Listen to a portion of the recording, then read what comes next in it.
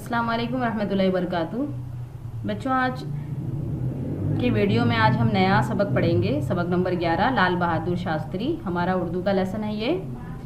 यहाँ इसमें हम अपने मुल्क के दूसरे वज़ीर आज़म जिनका नाम था लाल बहादुर शास्त्री, उनके बारे में हम मालूमात हासिल करेंगे। वो कहाँ पैदा हुए, क्या उन्होंने पढ़ाई की, किस तरह से वो हमारे वज़ीर आज़म बने। ठीक, जिस तरह से स्कूल को चलाने के लिए एक प्रिंसिपल की ज़रूरत होती है, जिस तरह से आप लोग देखे होंगे क्रिकेट में खेलने के लिए लोग खेलते हैं, तो उसमें भी क्रिकेट टीम में भी एक कैप्टन होता है जो पूरी टीम की जिम्मेदारी संभालता है। इसी तरह से हमारे मुल्क को चलाने के लिए और मुल्क के तमाम काम अंजाम देने के लिए वज़ीर आज़म को बनाया जाता है। ठीक है, जो हमारे मुल्क का पहला शहरी होता है। ठीक, तो यहाँ पर देखिए लाल बहादुर शास्त्री जो हमारे मुल्क के दूसरे वज़ीर आज़म थे, हम इनके बारे में मालूमात हासिल करेंगे। मैं आपको इसके पहले बता दूं कि हमारे मुल्क के आज़ाद हिंदुस्तान के पहले वज़ीर आज़म पंडित जवाहरलाल नेहरू, जिन्हें प्यार से बच्चे चाचा नेहरू कहते थे, वो हमारे मुल्क के पहले वज़ीर आज़म थे और लाल बहादुर शास्त्री हमारे मुल्क के दूसरे वज़ीर आज़म थे। ठीक है, तो चलिए हम इस सबक को स्टार्ट करते हैं। मैं पढ़ाती हूँ और आप पढ़ना स्टार्ट करो। पहले मैं पढ़ती हूँ, आप ध्यान से सिर्फ सुनोगे, बाद में फिर आप इस सबक को पढ़ने की कोशिश करोगे। चलिए, सबक नंबर 11 लाल बहादुर शास्त्री। लाल बहादुर शास्त्री हमारे मुल्क के दूसरे वज़ीर आज़म थे। वो मुग़ल सराय के एक गरीब घराने में पैदा हुए थे। उनके वालिद का नाम शारदा प्रसाद और वालिदा का नाम राम दुलारी देवी था। वो अपने माँ बाप के इकलौते बेटे थे। अब मैं इसे आपको समझाती हुई भी चलती हूँ साथ में। अब देखिए, यहाँ पर लाल बहादुर शास्त्री हमारे मुल्क के कितने वज़ीर आज़म थे, मैंने आपको पहले भी बता दिया, दूसरे वज़ीर आज़म थे। ठीक है, वो मुग़ल सराय के एक गरीब घराने में पैदा हुए। मुग़ल सराय एक जगह का नाम है जो कि हमारे उत्तर प्रदेश में है। ठीक है, मुग़ल सराय उत्तर प्रदेश का एक शहर है, एक सिटी है, उसका नाम है मुग़ल सराय। वहाँ के एक गरीब घराने में पैदा हुए। ठीक है, उनके वालिद का नाम यानी उनके अब्बा का नाम शारदा प्रसाद उनका नाम था, उनके वालिद का, अब्बा का, फादर का नाम, और उनकी वालिदा का नाम था राम दुलारी।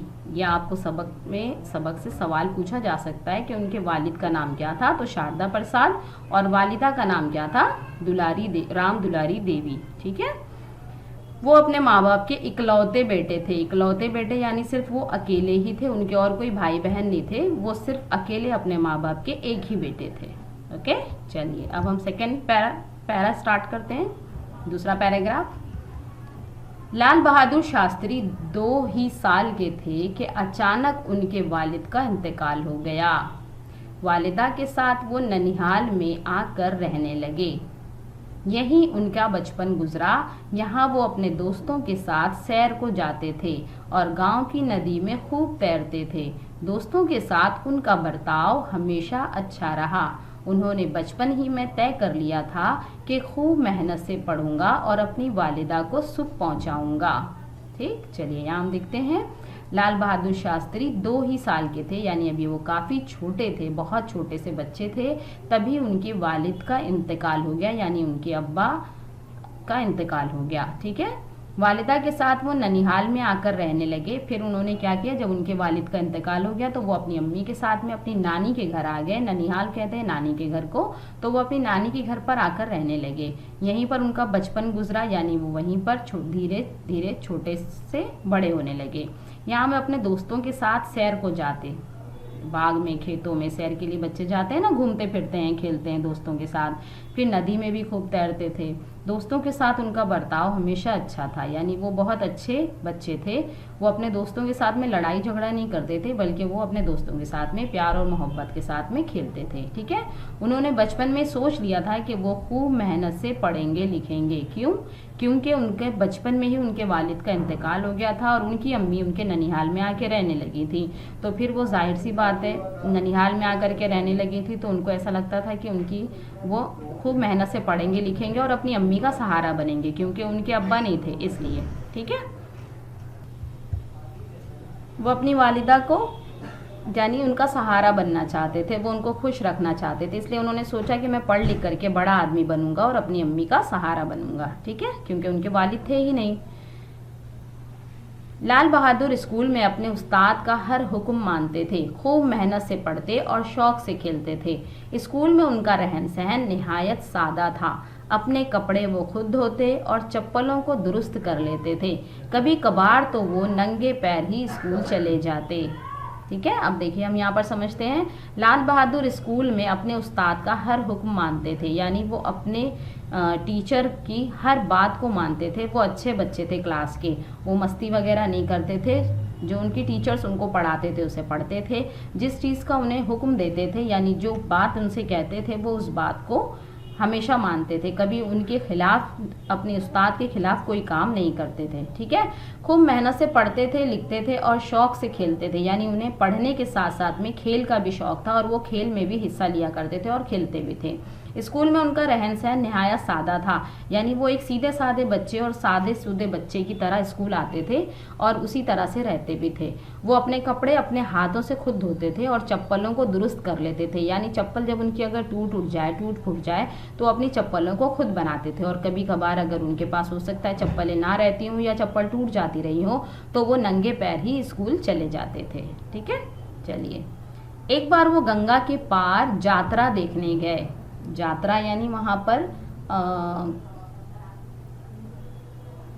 मेला वगैरह आया हुआ था। मेला लगता है, जैसे गांव में कोई बड़ा त्यौहार होता है तो मेला लगता है, तो बच्चे उसमें घूमने के लिए, लोग उसमें घूमने के लिए जाते हैं और बच्चे तो ख़ास तौर से बहुत मज़ा करने के लिए उसमें जाते हैं, झूले वगैरह झूलने के लिए और जादूगर वगैरह का खेल देखने के लिए।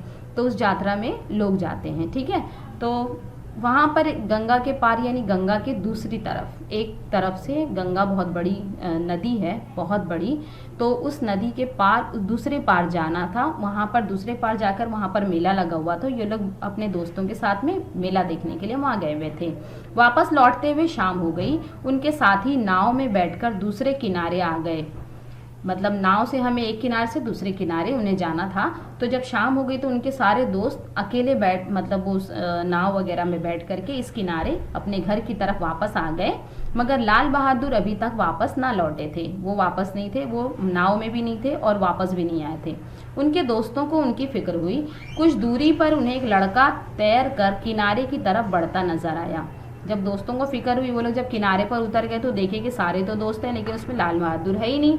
तो उन्होंने क्या किया, कुछ दूरी पर उनको फिक्र हो गई, टेंशन हो गई कि अरे क्या बात है कि लाल बहादुर हमारे साथ आया भी नहीं और यहाँ पर है भी नहीं। तो वो लोगों को उनकी फिक्र हो गई। कुछ देर के बाद उन्हें एक लड़का तैरता हुआ दरिया में, नदी में नजर आया। ठीक, ये लाल बहादुर थे। फिर बच्चों ने उन्हें पहचाना कि अरे यही तो लाल बहादुर है और यही तैरता हुआ आ रहा है। असल में उनके पास नाव वाले को देने के लिए पैसे ना थे, इसलिए उन्होंने तैरकर नदी पार की। समझ गए आप वो क्यों आ रहे थे? क्योंकि उनके पास नाव वाले को देने के लिए, यानी नाव में एक पार से दूसरे पार जाने के लिए पैसे देने पड़ते थे और उनके पास पैसे नहीं थे। तो उन्होंने सोचा कि मैं इसी तरह से नदी को पार कर लूँगा तैर के। जब लाल बहादुर मैट्रिक में थे, उन्होंने एक बार गांधी जी की तकरीर सुनी। अब जब वो बड़े हो गए और मैट्रिक में पढ़ने लगे तो उन्होंने क्या किया, एक बार गांधी जी उस वक्त हिंदुस्तान में आज़ादी की तकरीरें हर जगह पर, हिंदुस्तान के हर हिस्से में, हर मुल्क में वो जाया करते थे, हर हिस्से में, और जा करके वहाँ पर अंग्रेज़ों के खिलाफ, अंग्रेज़ों के गुलामी से आज़ादी के लिए उन्होंने हर जगह पर तकरीरें की और हिंदुस्तानी लोगों को बेदार करना शुरू किया कि तुम्हारे ऊपर जो जुल्म हो रहा है उस जुल्म के खिलाफ आवाज़ उठाओ। तो इन्होंने भी एक बार जब गांधी जी आए हुए थे वहाँ पर तो उन्होंने तकरीर की, उस तकरीर को उन्होंने सुनी, उस तकरीर का उन पर बड़ा असर हुआ। मतलब उसको तकरीर को सुन करके उन्हें उसका बड़ा असर हुआ। इसी वक्त उन्होंने अपने वतन की खिदमत करने की ठानी और उन्होंने सोच लिया कि अब मैं भी, जिस तरह से गांधी जी ने वतन की खिदमत की है, उन्होंने भी सोचा कि मैं भी अपने मुल्क की खिदमत करूंगा। और उसका जज्बा उनके अंदर बहुत ज़्यादा हो गया और फिर उन्होंने सत्याग्रह में हिस्सा लिया। ये सत्याग्रह गांधी जी निकाला करते थे, एक जगह से दूसरी जगह जाया करते थे लोगों को बेदार करने के लिए और गुलामी से, हिंदुस्तानियों को अंग्रेज़ों की गुलामी से आज़ाद करने के लिए उन्होंने लोगों को बेदार करना शुरू कर दिया। वो खादी के कपड़े पहनने लगे। अब ये खादी के कपड़े आपने देखा होगा नेता लोग पहनते हैं। इसी तरह से खादी का कपड़ा जो हिंदुस्तान में बनाया जाता था, उस कपड़े को गांधी जी ने कहा खरीदने और पहनने, ना कि जो इंग्लिस्तान के लोग, अंग्रेज़ जो अपने यहाँ से मंगाते थे और लोगों को कहते थे इस कपड़े को खरीदने। तो गांधी जी ने सबसे पहले उनकी चीज़ों को, हिंदुस्तानियों को कहा कि तुम अपनी चीज़ें खुद बनाओ और ख़ुद उसी का इस्तेमाल करो, उसे ख़रीदो और उसे पहनो।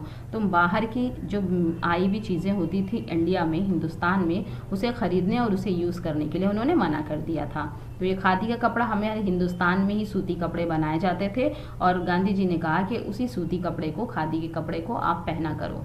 आज़ादी के लिए वो कई बार जेल भी गए। अब इस आज़ादी की लड़ाई के लिए जब अंग्रेज़ देखते थे कि हमारे खिलाफ कोई नया नेता है या कोई नेता है जो हमारे खिलाफ तकरीर कर रहा है, तो ये लोग क्या करते थे, उसे उठाकर जेल में डाल देते थे। तो जिस तरह से आज़ादी की लड़ाई लड़ने के लिए बहुत से और भी हमारे रहनुमा थे जो बार बार जेल गए, जैसे गांधी जी, चाचा नेहरू, मौलाना अबुल कलाम आज़ाद, डॉक्टर बाबा साहब अम्बेडकर, तो उसी तरह से ये भी लाल बहादुर शास्त्री भी कई मरतबा जेल गए।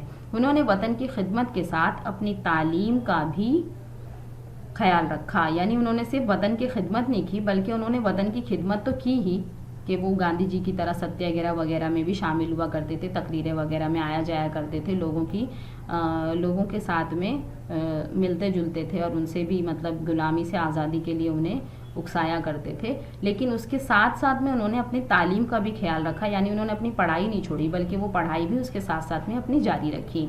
हमारे मुल्क के पहले वजीर आज़म पंडित जवाहरलाल नेहरू ने बहुत चाहते थे। अब देख लो, अगर आपसे सवाल पूछा गया कि आपके मुल्क के पहले वजीर आज़म कौन थे, तो मैंने स्टार्टिंग में ही आपको बताया हमारे मुल्क के पहले वजीर आज़म थे पंडित जवाहरलाल नेहरू, जिन्हें बच्चे प्यार से चाचा नेहरू भी कहा करते थे।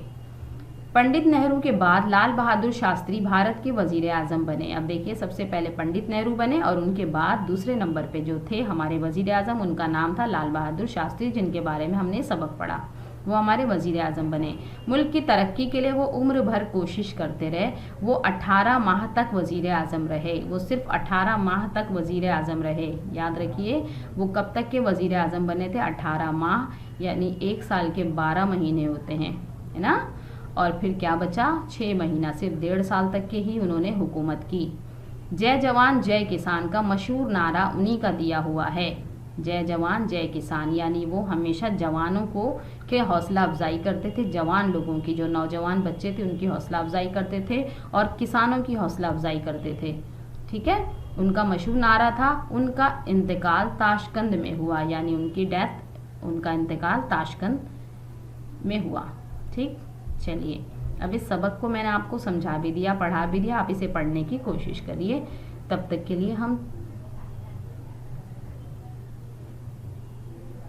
लिए अल्लाह हाफिज।